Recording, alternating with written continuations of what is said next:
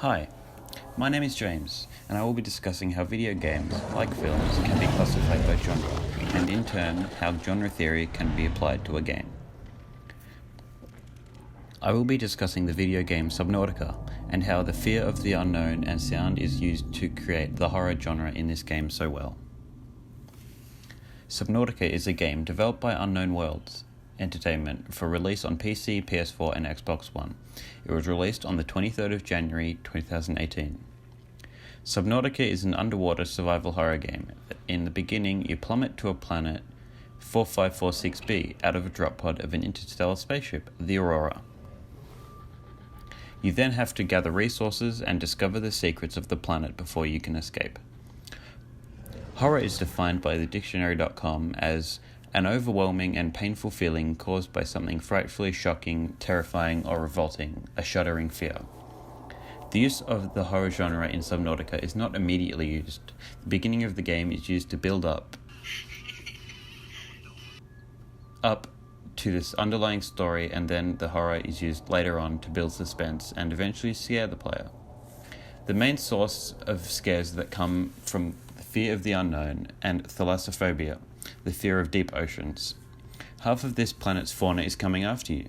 The Reaper Leviathan is the most dangerous and most common monster that will attempt to kill you. They are sleek and will let out a terrifying screech, and not before long you will be swallowed and you will not want to go back to that place. The game is positioned in the first-person perspective, which only shows 180 degrees of the screen. This gives into the horror as it portrays a sense of not knowing what is behind you, or even worse, if the protagonist is getting chased, and whether or not to check behind you, which gives you the worst scare as you begin to move slower as you take damage. Whether or not it kills you depends on how many times you've been damaged, and therefore scared by other dangerous monsters. This game also uses the fact that you are not safe within your vehicle. This gives a sense of even more horror, as you are meant to feel a sense of security in an area you are supposed to be safe. Obviously, the fact that you have no one to talk to and no one to see makes the fact that you are the only living creature on this planet are you and some horrifying monsters that are scary, to say the least. In fact, the game says to anthropomorphize something to ensure that you do not go 100% crazy in the world that you've been dropped into, which in my eyes is a very good idea. As you descend further into the watery planet, you are forced to go to an unknown, even more as you already are. Spoilers: infected with a deadly virus that is going to kill you if you don't find a way to cure it.